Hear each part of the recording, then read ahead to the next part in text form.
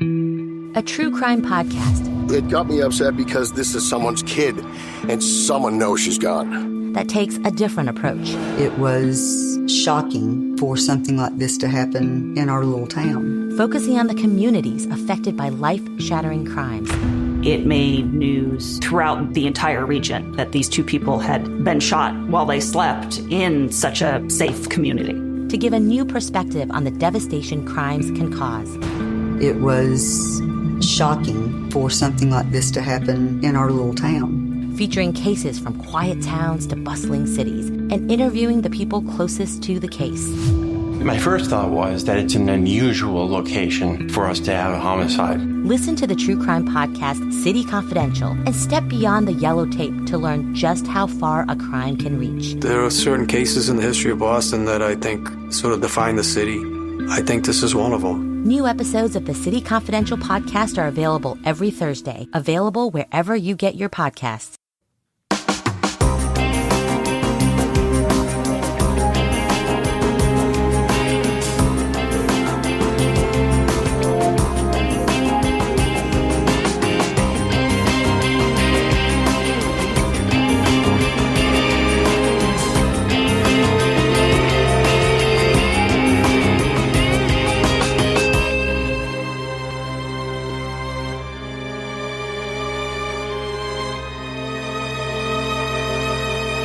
Hello, everyone, and welcome to episode 379 of the True Crime All the Time Unsolved podcast. I'm Mike Ferguson, and with me, as always, is my partner in true crime, Mike Gibson. Gibby, how are you? Well, I'm okay. You've had a rough week, though, from what I hear.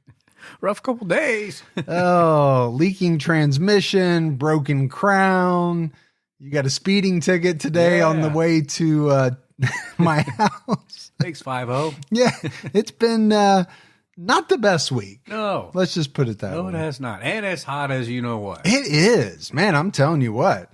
It was a little colder a few weeks ago, and then all of a sudden this week, man, it is blazing. I think when I got in my truck this afternoon, it said inside the temperature said 106. Ooh. I was like, man, that's too hot. That was your thought. Yeah. It's too hot. It's too hot. Let's go ahead and give our Patreon shout outs. We had Jonathan Humbers. Hey, Humbers. Rinbag. What's some Rinbag? MC. What's up, MC? Michaela Spence. Hey, Michaela. Sarah Santos. Well, thanks, Santos. Joanne Wynn. What's up, Wynn? Michelle Burkeen. Wait, Burkeen.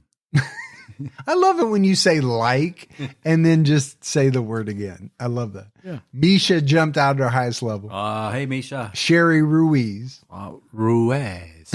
Margaret Rutherford. What's going on, Rutherford? And CDB Amazing. Well, thanks, CDB.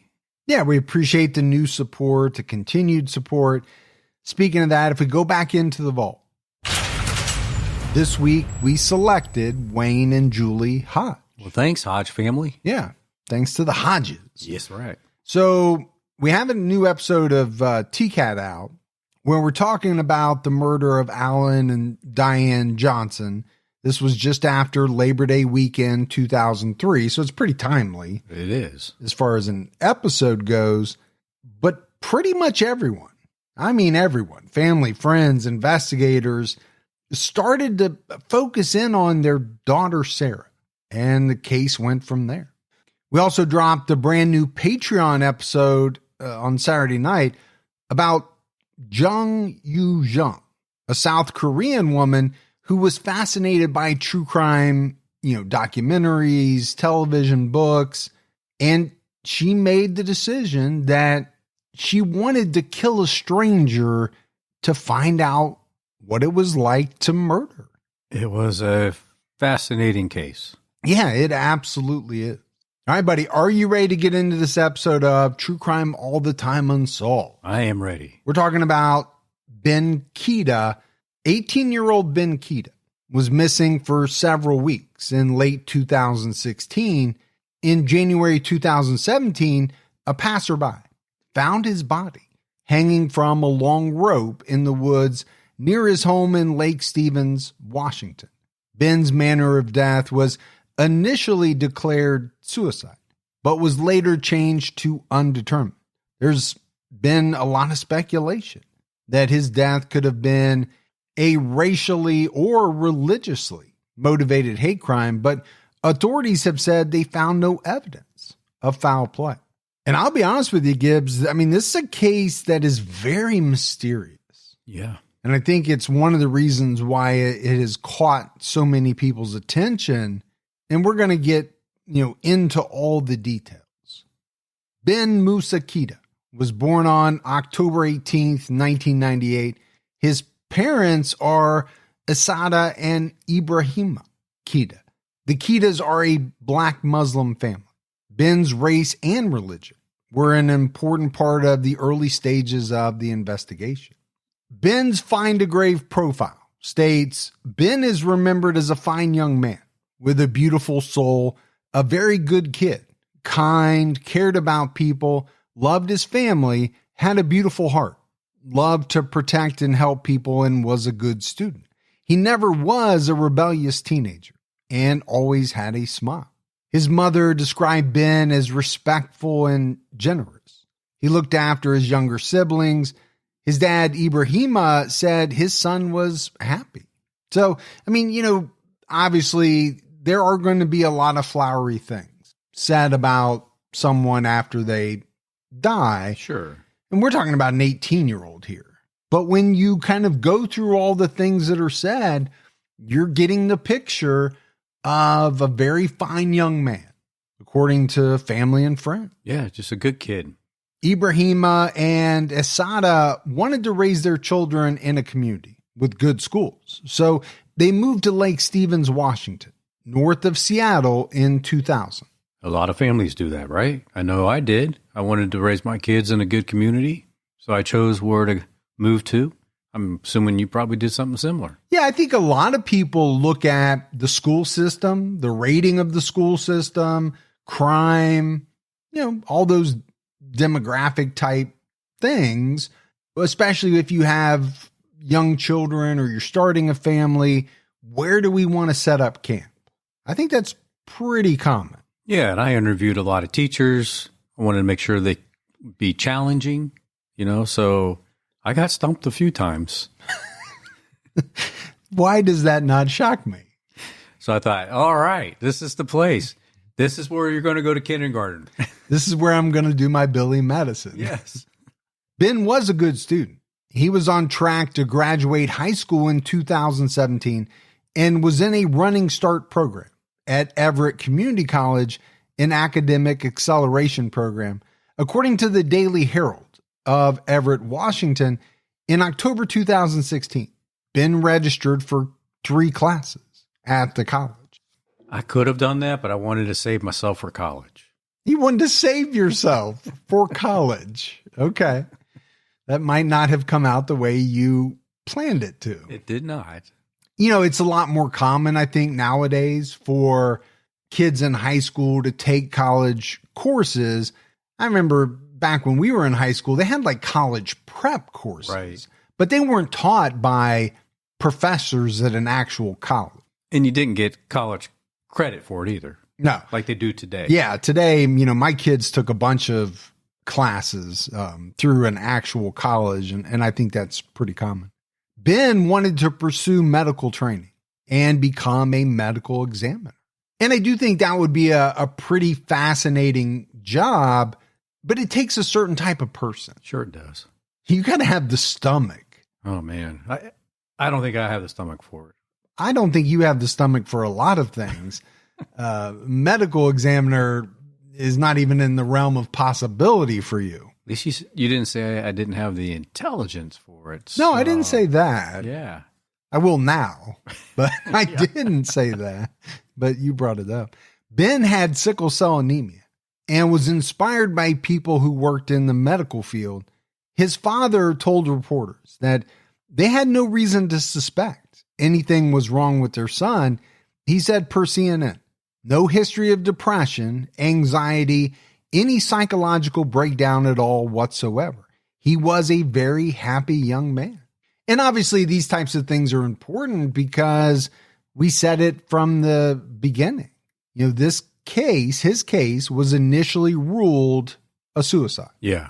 But, I understand that parents sometimes will see how their kids are a little bit differently than maybe somebody outside of the family. Well, to me, it goes back to what we talk about a lot, which is you can only see what someone wants you to see or is willing to show you. Now, you might have insight, right? I can tell when my kids are upset, even though they're telling me they're not or there's nothing wrong, but they're showing me that. If someone is really good at hiding something, it would be pretty tough to see those types of things. Ben's family reported him missing on November 26th. He left home early in the morning, but left behind his wallet, phone, and car keys. And this is one of those things that comes up in so many cases that we do. People leaving behind what you would normally think someone would take with them. Right. I mean, when is the last time you left your house without your wallet, phone, and car keys? Well, I tell you, I never have my wallet with me, but I always have it with me. It doesn't matter if you have it or not, it will not open. So that point is moot. But number one, where are you going without your car keys unless you're walking? Exactly. And how do you know you're not going to need your wallet? How do you know you're not going to need your phone? And what 18-year-old doesn't have their phone with them at all times? Yeah, I don't think anybody ever leaves their phone behind anymore. On purpose. Exactly. If you do, it's probably an accident. Now, the other thing is that the temperatures were freezing, and his family worried the cold would trigger problems for his sickle cell anemia. And I think that's something to take into account as well. If you have an illness, something that could flare up or cause you a problem, wouldn't it be even that much more important to have your cell phone with you as kind of part of your lifeline? I would think so. To make a call if you needed to. One of the earliest reports on Ben's disappearance was published by the Daily Herald on November 29th. The Herald reported on the items Ben left behind and mentioned that he was supposed to be taking medication for his life-threatening health condition. The Lake Stevens police didn't know exactly why Ben disappeared. During the investigation into his disappearance, they learned that he hadn't been to class for 3 weeks before November 26th. It's alarming. It's also very strange for someone that is known to be a very good student. So you have to wonder. What's keeping him away from going to class? Yeah. Was there something going on in his life? Had to be. He also didn't show up to work at a local McDonald's on November 25th or 26th. The police did not specify which school, but Lake Stevens High School confirmed Ben was taking classes exclusively at the community college that semester. Spokeswoman Jamie Taylor said that they didn't track Ben's college schedule, and the college doesn't do family notifications once a student turns 18. So the family didn't know about these absences until after he went missing, and they didn't know where he went while he was supposed to be in school or at work. And here's where the mysteries come in. Yeah, just the beginning of the mysteries. I mean, look, when I was a senior, the summer before I was a senior, I was signed Which up. time? The first, second, or third time you were a senior? I was signed up for summer school. And for those 3 weeks, and I was supposed to go every day. And, I went in the morning to the school, but I turned around and left every day. So my mom at that time, because I was in trouble, would drop me off in the front. I'd walk through out the back, and my girlfriend would be out in the back, and I would leave with her. Did that for the whole time. And then my mom got the report card in the mail and said, "How could you have failed summer school?" I said, I didn't, and she says, "Well, you said you didn't even show up." And I said, "But I did, I'm getting a real Breakfast Club type of vibe here. Wow. My poor mom believed me. She called up the principal, was yelling at him. And then she looked at me and said, "Are you being honest with me?" And I said, "No." And she said, You poor "Sorry, mother. sir. I'll have to call you back." And I got to find my belt. then I had to, deal with the rest of that day. December passed with seemingly no new leads and no explanation for Ben's disappearance. On January 9, 2017, a passerby found Ben Keita's body dangling from a long rope tied to a high branch in a densely wooded area, just a few blocks from Ben's home. According to the Seattle Times, these woods were previously searched on November 30th and December 1st. This was even noted in the autopsy report. So previously nobody's seen anything. In that area. Right. So there's only two explanations. Either it was missed or this did not occur until after December 1st. The evidence found at the scene didn't add up for Ben's family. According to Ben's autopsy report, the rope was tied to a tree branch at least 30 feet high. His feet were about 2.5 feet off the ground. The tree where Ben was found is about 12 to 14 feet from a trail and maybe 10 feet at most from the nearest backyard fence, according to Ben's father. So pretty tall tree, right? Sure. So, we're talking about just this one branch was 30 feet high. It also tells me that the rope must have been, fairly long. Ben had injuries to his neck from the rope, but the only injury besides that was a small abrasion on his left thumb. It was also said that he had no drugs or alcohol in his system. But ice crystals were found in his heart blood. Ben's autopsy report states that his body might have been in a semi-frozen state for up to 6 weeks before he was found. The Snohomish County Medical Examiner's Office determined that Ben died by hanging with no other evidence of trauma. So his manner of death was declared a suicide. But you have to ask, how did he get 30 feet up in the tree and tie that rope off? And then what did he jump? Yeah. Do you know what would happen if you jumped 30 feet to the ground? I mean, I think we talked about it on a fairly recent episode, and I don't even know if the distance was that great, but all these experts came forward and said, most likely that type of fall would have decapitated someone. Right. So it seems highly unlikely that you're going to jump from a branch 30 feet in the air and not sustain more injuries than were noted in the autopsy report. No. So did he climb down and decide to jump from a lower part of the tree, or was there foul play involved? Foul play, yeah. Yeah, I mean, I think that's, at the heart of the mystery. But then on January 26, 2017, Ben's manner of death was changed from suicide to undetermined.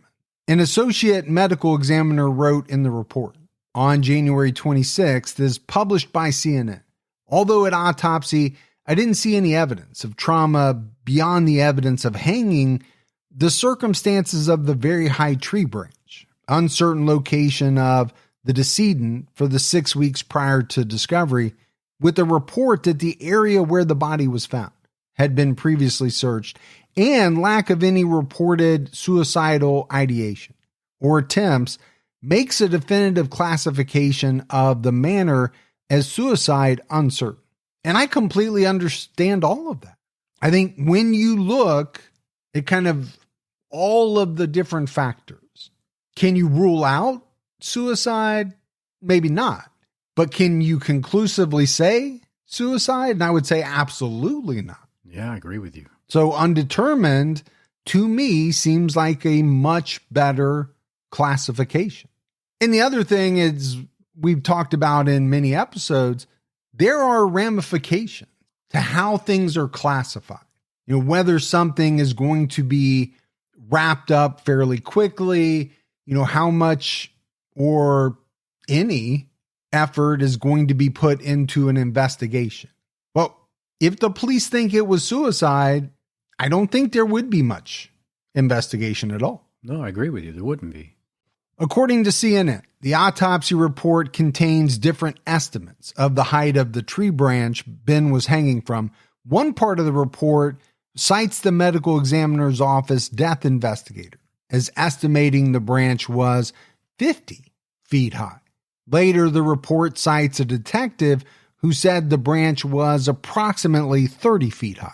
30 feet, 50 feet, healthy distance. Yeah, but there is a difference there. Now, it does sound like we have a couple of people who are looking from the ground and eyeballing this thing. Can we not get a tape measure out or some type of measuring device? You know, they have those ones now with like a laser. Like your iPhone does that. Does it really? Yeah. Oh, well, I think they should have been able to get a much more accurate distance. I think it's kind of like, I would have thought like forensics 101, like measure the drop of the rope distance.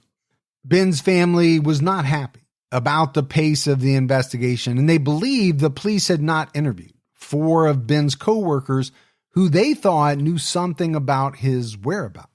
But Gibbs, let me ask you this. Does it surprise you at all about a family in an unsolved case not being happy about the pace or, you know, what the police are doing?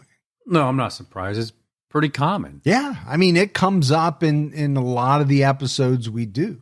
And I can put myself in that position and think I probably wouldn't be happy either.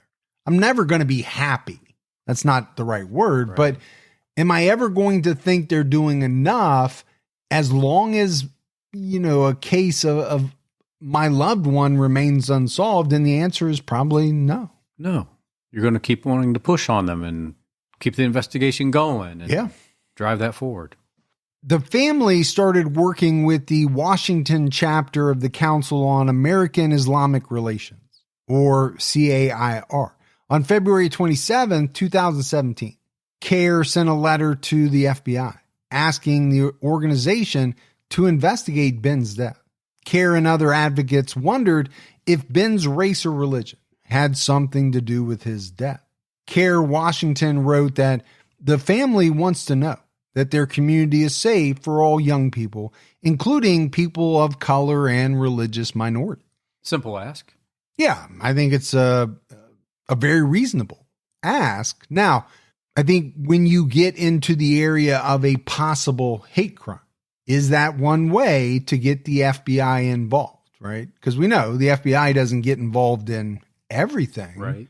The Snohomish County Medical Examiner's Office released a statement on March 2nd, 2017. Medical examiner Dr. Daniel Sela reiterated that the undetermined finding just means the medical examination cannot determine with an appropriate degree of certainty the manner of death. Dr. Stanley Adams, an associate medical examiner, wrote, "Classifying a death as undetermined simply means that the classifier of death was not comfortable choosing one manner over a competing manner based on the information available to the classifier of death."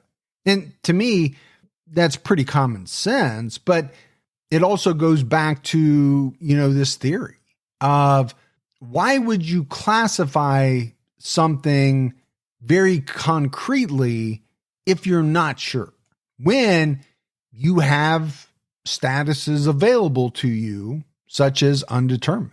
Yeah, I would think you would use undetermined more often. If you don't know, don't lock it into something.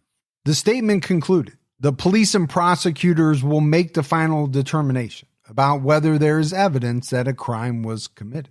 On March 3rd, the FBI announced that they were conducting a review alongside the Lake Stevens police, but they were not opening an investigation at that time. The evidence to date did not indicate a criminal act occurred. So there might be some semantics there. They were conducting a review, but not an investigation. Yeah, because if they say they're investigating it, it turns into something different. At a March 8th press conference, Ben's family said they were fearful others may hate people like them who are black and Muslim.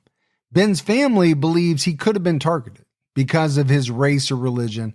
Once again, they called on the FBI to take over the case. So, I mean, I think, Gibbs, they were pretty adamant in their assertion that there was foul play here. Not only foul play, but it was related to either his race or religion or both.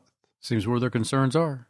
The efforts of Ben's family and the Council on American Islamic Relations led to media coverage implying that Ben was lynched. The case received national attention from activists and the Black Lives Matter movement.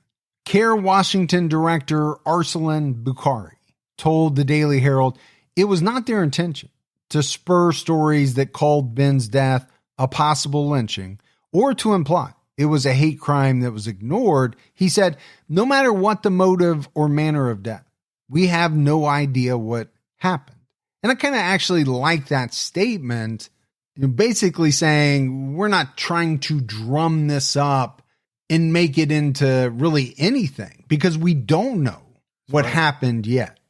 We just want it to be investigated. Yeah. Now, if the investigation proves that it was a hate crime or something like that, then obviously you're going to hear a lot more noise about it. The Daily Herald reported that CARE obtained Ben's transcripts, which showed he was a B student as recently as June 2016 and was on track to graduate. The family didn't have access to Ben's college records, but they did have paperwork showing he registered for the winter quarter, which was supposed to start in January 2017.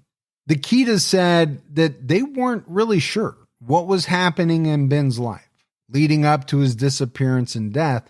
No one told them he was bullied or targeted with anti-Islamic comments. Ben lived a pretty quiet life, and he spent a lot of time alone in his room playing video games. He also enjoyed reading science fiction. His family did say that he might have withheld information to shield them.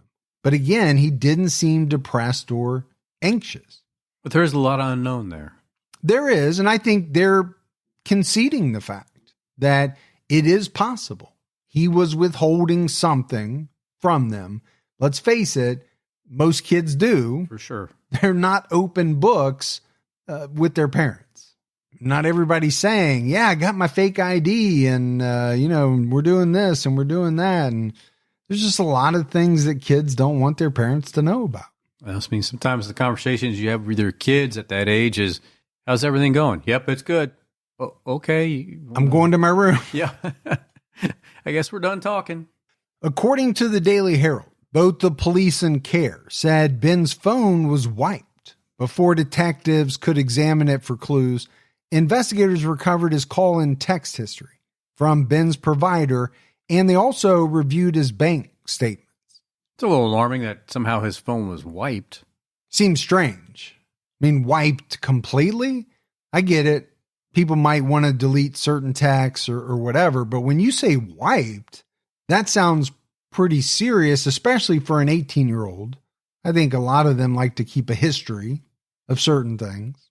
The Daily Herald did not report whether the police thought Ben wiped his phone or had any theories about how the phone was wiped.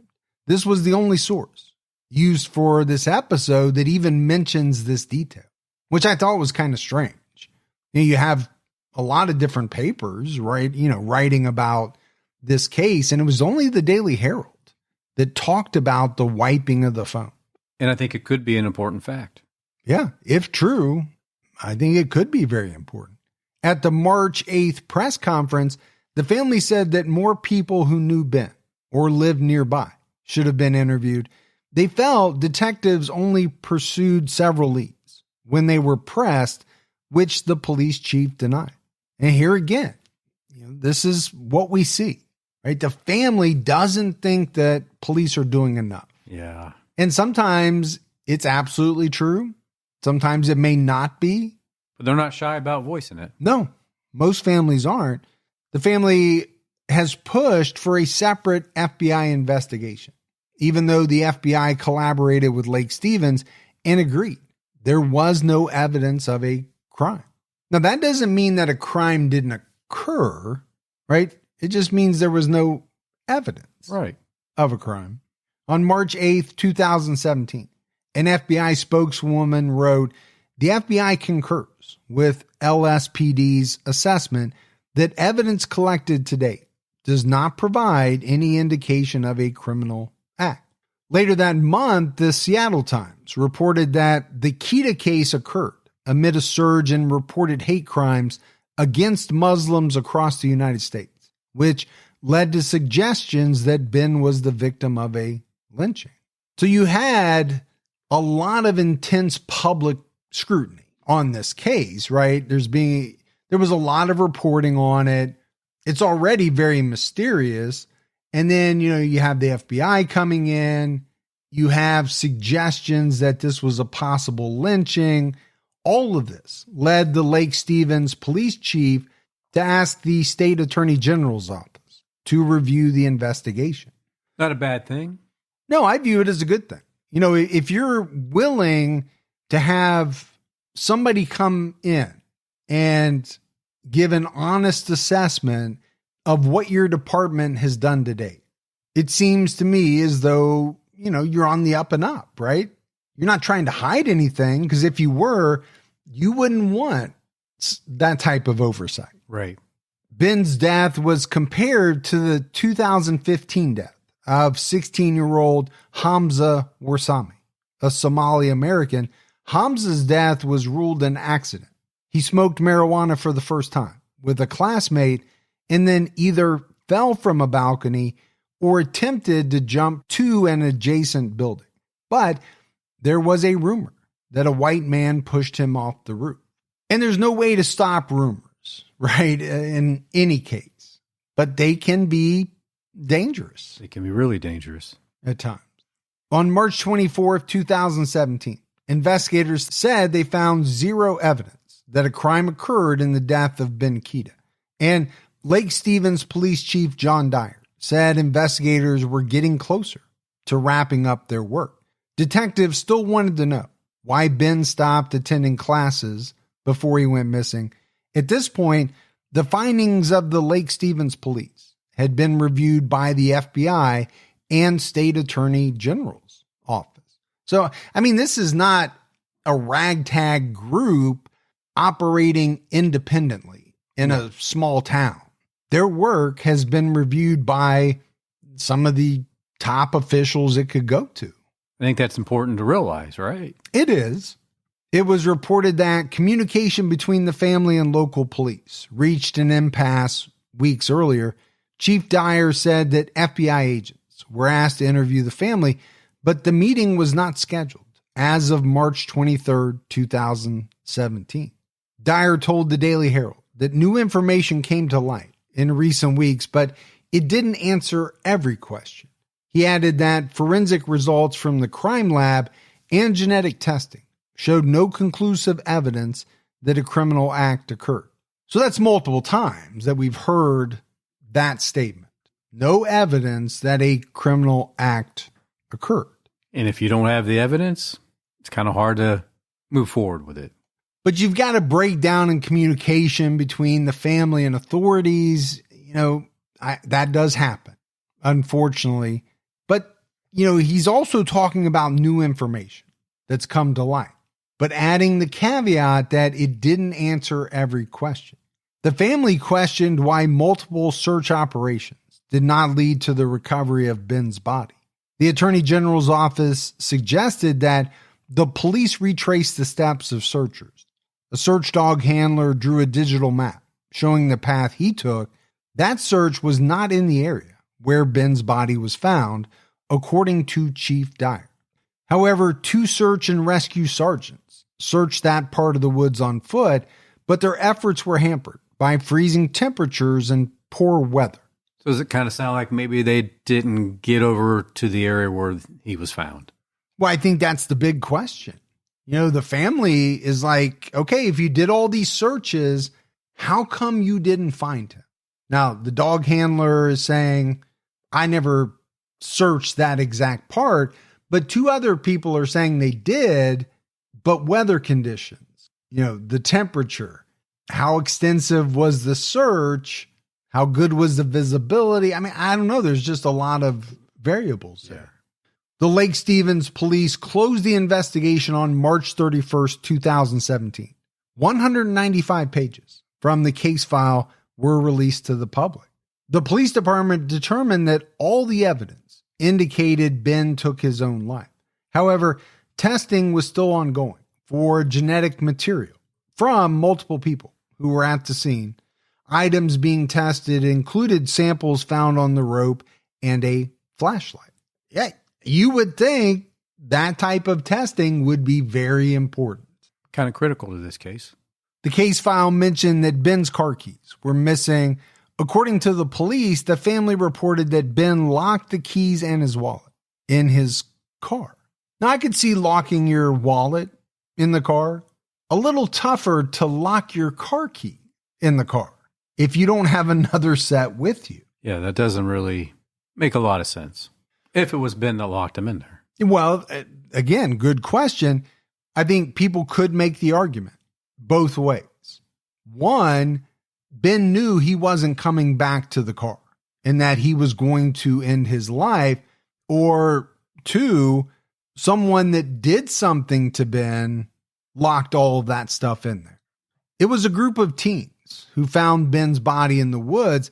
The teens told officers they went to the woods after school to smoke marijuana. One of them left the trail and climbed over a log and found the body. Okay, I guess you're going to have to come clean about smoking a big doobie to explain why you were out there. Now, we are talking about the death of, an 18-year-old kid, so you're going to have to be truthful at some point, but nobody probably wants to admit that.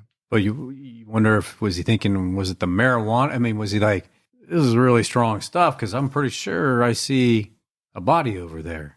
Yeah, I don't smoke marijuana, but I hear it's very potent compared to what I may or may not have been used to in my younger days. Back in the day. Official searches that included a helicopter and cadaver dog didn't find his body. And we just talked about the cadaver dog, right? The handler said, he wasn't in that area. But now we're talking about a helicopter flying around. Well, what's the visibility? I think it can make it kind of hard. We don't know. Yeah. The case file mentioned, once again, there was no signs of a struggle or foul play. And there were no injuries to Ben's body except those caused by the rope. But I don't know what you make of that. I get it. It means he probably wasn't, bludgeoned or, hurt in some type of visible way before he was hanged or he hanged himself. But if you're going on this kind of perpetrator theory, there are ways, I think, to incapacitate someone that wouldn't leave, some type of mark. Yeah, and maybe he was taken by surprise, and so that's why there's no defensive wounds. The case file mentioned that a Lake Stevens detective contacted the FBI to ask for assistance on November 30th, 2016. On December 1st, Ben's family signed a consent form for the FBI to search the home computer. The Council on American Islamic Relations intake report dated January 11th was also released as part of the case file. According to the CARE report, Ben's mother alleged that Police Chief John Dyer asked if Ben could have been courted by religious extremist groups, possibly for money. However, Dyer said on March 31st, as quoted by the Daily Herald, absolutely in no way, shape, or form did I ever make the suggestion that this kid was a terrorist. So, this is a big deal.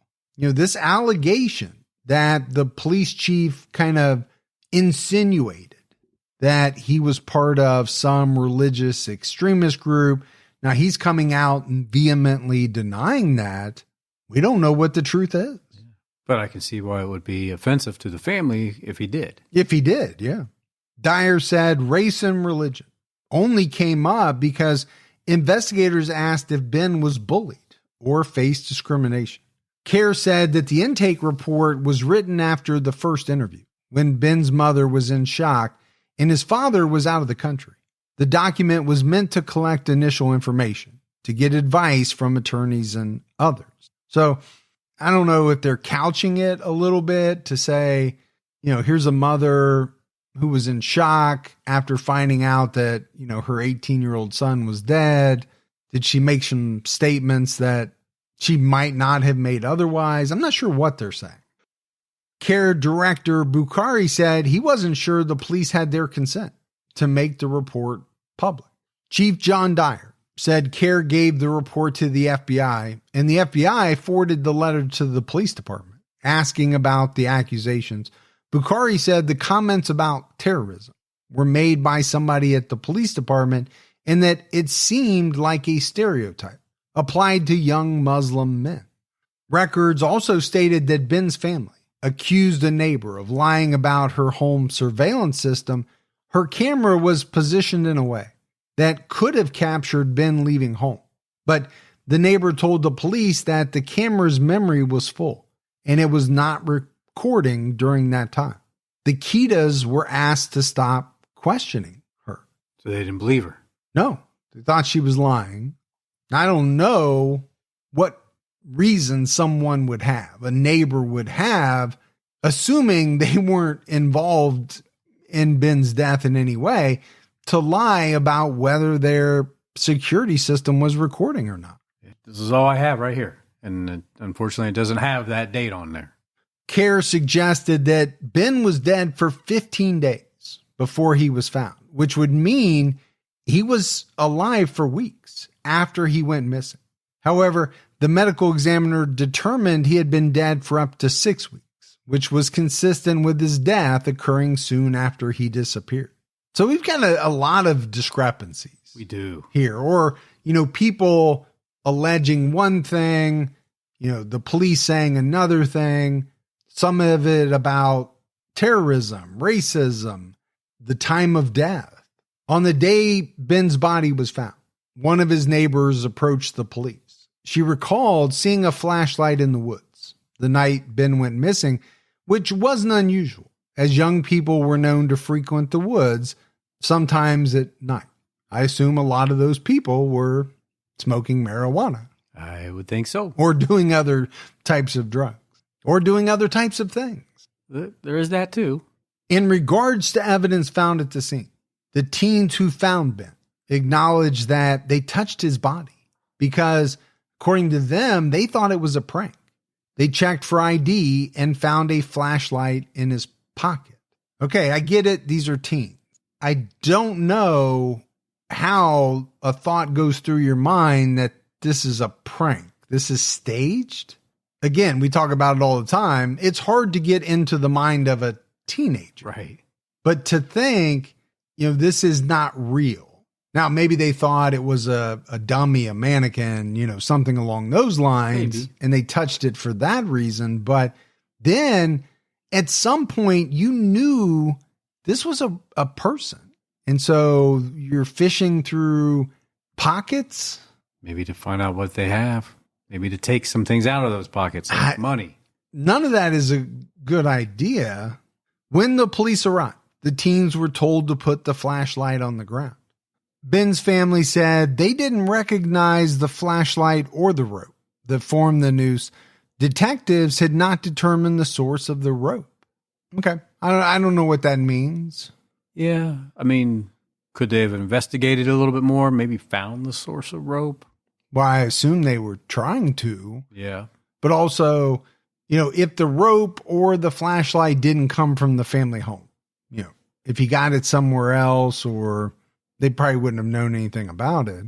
Chief Dyer said that where the rope was tied around the tree, weather conditions destroyed all DNA evidence.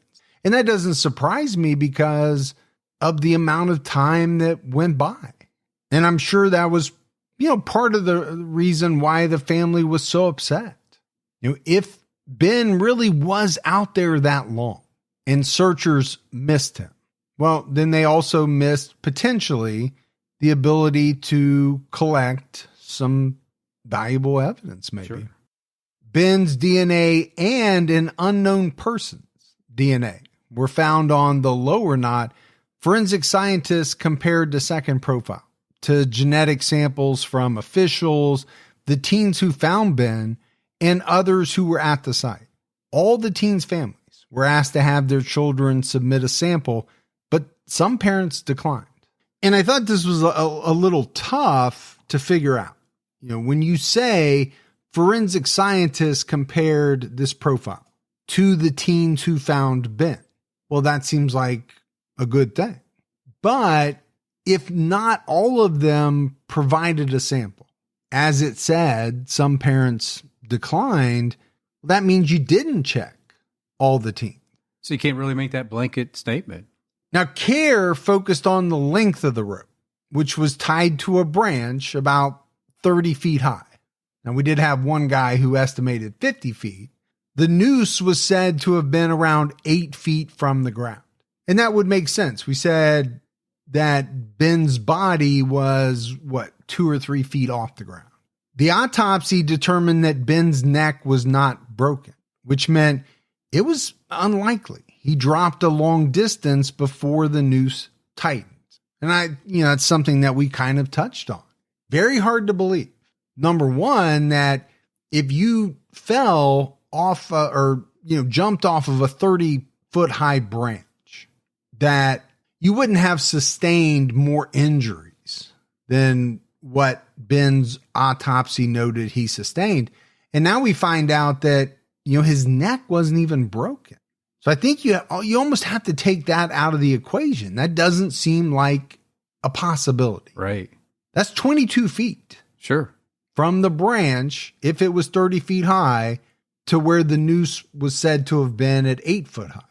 Sergeant Robert Miner noticed 2 large trees were uprooted and leaning on the tree where Ben died.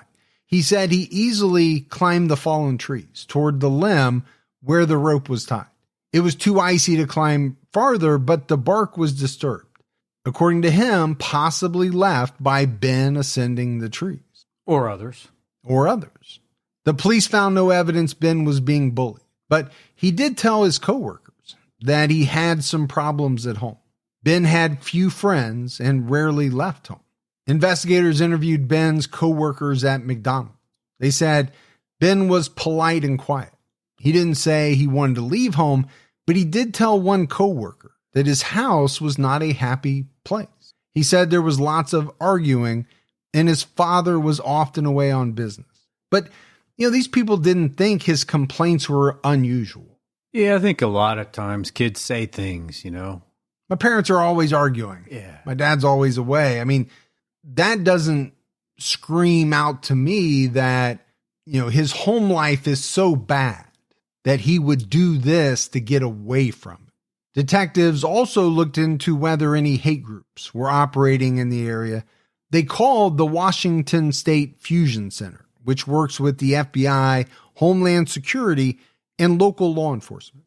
The center is described as an intelligence unit for detecting, deterring, and preventing terrorist attacks, significant criminal activity, and performing threat assessments. Detectives were told there are no known hate groups working or functioning in Lake Stevens and Snohomish County as a whole.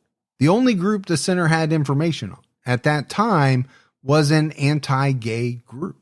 So I think all of this gives, it goes into the police's theory and determination that they believed Ben ended his life. That doesn't make it true. No, but to them, that's where everything is pointing. Detective Jim Barnes wrote that the case was treated as a homicide until determined otherwise. All evidence points to Ben committing suicide. This notation was added to Ben's case file on January 17th, 2017. In 2017, the group Muslim Advocates, working with the James Bible Law Group and CARE Washington, pressed law enforcement to conduct a full and thorough investigation into Ben's disappearance and death, which should include consideration of whether religious and or racial bias played a role. And this has come up a number of times already in this case. It has. I understand it. They want to know whether or not it's a possibility that Ben was targeted because of his race and or religion. In June 2020, a change.org petition was published asking the Lake Stevens PD and the FBI to reopen the case. The petition has over 15,000 signatures, but there has not been any news really that Ben's case will be reopened. I said it up front, right? This is a very mysterious case to most people. Now, there could be no mystery in it at all. Right. That's the thing about these types of cases. Was it suicide? Was there foul play involved? I think you and I are looking at all of the things, and we're not really taking anything off the table. I think it's pretty easy to see that the local police, the state police, even the FBI, who looked into this, said, we don't see any evidence of foul play. And I understand where that comes from, but that doesn't mean it didn't happen. But I'm guessing for them to pursue it further, they would need to see something. Yes. I think they've looked into it. They haven't found anything that suggests really anything other than that Ben ended his life. But you'd have to admit, the circumstances are mysterious. Even though authorities don't believe there was foul play involved, they also don't believe Ben was a victim of a hate crime, although his manner of death is listed as undetermined based on the reporting. It seems very obvious that law enforcement believes he died of suicide. And we talked about Ben all of a sudden kind of not attending class. Right. He missed a couple of shifts at work. He even mentioned to coworkers that maybe his home life wasn't all that happy. I think there are some things here, Gibbs, that suggest Ben Keita could have been unhappy at the time of his death. He could have been depressed. And as the parents of Ben, you wouldn't want to admit that. You wouldn't want to think that the reason he's no longer here is because he took his own life. Well, and you sure wouldn't want to think that your home life that you fostered had anything to do with it. Sure. But at the end of the day, I don't know what happened to Ben Keita. You know, they have some DNA. Now, could that have been left by a salesperson? Maybe that sold the rope. I mean, there's a lot of different ways to think about that. But then you also have these teens. I understand as a parent not wanting to maybe have your teen give a DNA sample. Sure, yeah. And somehow get embroiled in something that you don't think they were involved in. But it's pretty standard if you think about it. You know, we talk about looking at loved ones, spouses. It's also very normal to look at people who actually find a body and rule them out. Well, I don't know how they ruled these teens out. Some of them they did, maybe based off of DNA, but I don't even think that's right because it could have been one person that touched the rope. Right. And that one person was never tested or compared. I don't want to throw these teens under the bus because I have no idea if they had anything to do with it. In a case like this, though, again, you can't rule really anything out. No, and all you can think is maybe down the road when these teens are older and they decide to do a DNA test or get tested for DNA for something else that maybe it could flag the system. It could, but then I had this thought. They admitted touching the body. Would that be enough? The DNA on the noose part of the rope to convict someone? I don't know that it would be. I don't know either, but you'd have to ask, what were you doing 8 feet up high? That's true. Touching the noose. That means you had to get up on something. Or you tied the noose earlier. Yes. Yeah. So I don't know. Again, I'm hesitant to throw anybody under the bus because the evidence isn't here. And I think that's what is so frustrating to the family. And I get why, they want all avenues checked out. Could it be race? Could it be religion? Could there be a hate group? Now, if you believe law enforcement, they checked into all that stuff and they just couldn't find any evidence. I mean, the one organization said there was no such hate group even active in even the whole of Snohomish County, let alone Lake Stevens. So, but that doesn't mean that, somebody didn't come from somewhere outside of the area. To me, this is why some of these types of cases while very unfortunate because you have an 18-year-old who died, they're also very mysterious and to dissect them and, to go through the what ifs, that's an interesting exercise. But it's frustrating at the same time because at the end of the day, you're left with what? Nothing concrete. No. Rumors, speculation, what if? And then let's face it, there is a plausible scenario where Ben Keita and Ben Keita alone was responsible for ending his life. Yeah. You'd have to say that. Yeah. You can't discount it. But that's it for our episode on the death of Ben Keita. We got some voicemails, Gibbs. You want to check those out? Let's hear them. Hi there, it's Mishi from the middle of Canada again. I just keep calling in because I totally freaking love you guys. Your voices are so smooth and so relaxing. Every time I hear them, I hate to say it, but I instantly fall asleep. It lulls me to sleep, and I just think you guys are great. The way you pick on Gibby, I don't like it because, to be honest, I have a crush on Gibby. So keep doing what you keep doing. I keep my head on a swivel, but I'm swiveling for Gibby. Kisses. Bye. Our voices are so smooth. It's all that molasses. Molasses, like molasses coming out of your mouth. That's right. It just kind of dribbles out. So, she's swiveling for Gibby. I think that's the first time I've heard that one. Somebody's swiveling. I like that. Swivel. Yeah, I like that too.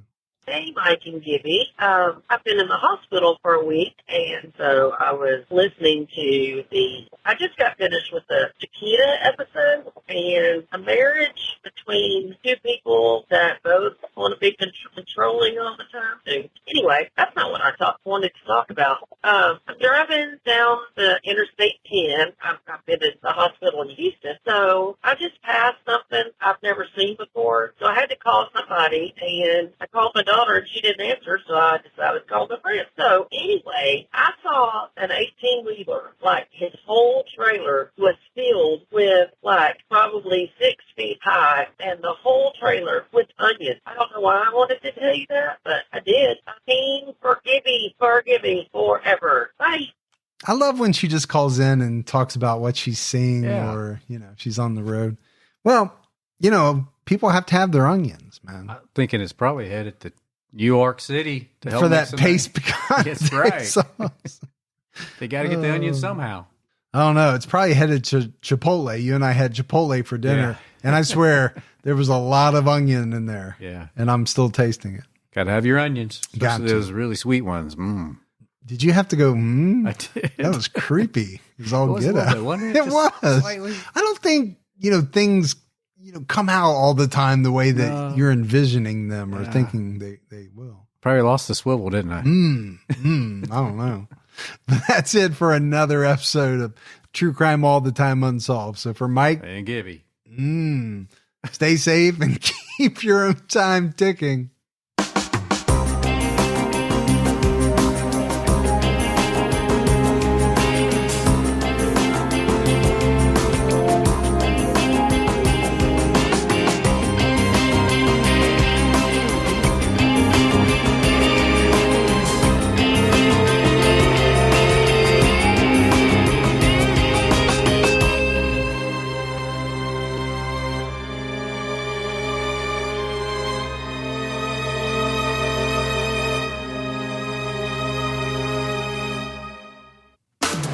Summer might be wrapping up, but Pluto TV's Summer of Cinema is still going strong with hundreds of free movies.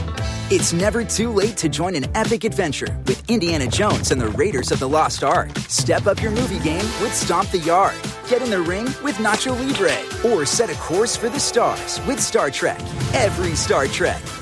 Download the Pluto TV app now while the sun still shines on Pluto TV's Summer of Cinema. Stream now, pay never. When it comes to Father's Day, dads want steak. And the experts at Omaha Steaks are making it easy for you to deliver uncompromising quality with gifts that are sure to make his day. Plus, get an extra $35 off with code THANKSDAD when you shop at omahasteaks.com today. But don't wait. Father's Day is June 15th. Shop now at omahasteaks.com and get an extra $35 off with code THANKSDAD. Minimum purchase may apply. See site for details.